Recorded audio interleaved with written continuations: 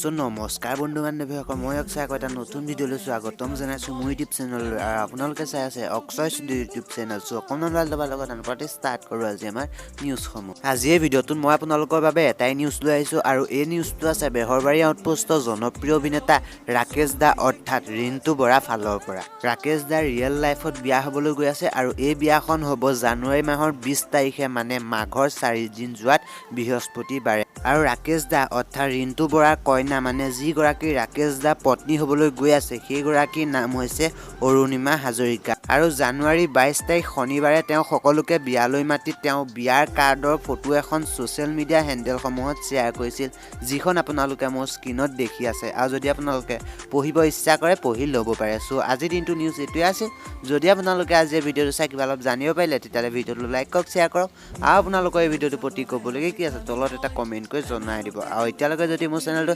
subscribe কৰা নাই subscribe কৰি থৈ দিয়ক কাৰণ আছামিজ ইউটিউব কমিউনিটিৰ লগতে ছ'চিয়েল মিডিয়া আপডেটসমূহ মোৰ এই চেনেলটোত আপোনালোকে পাই থাকিব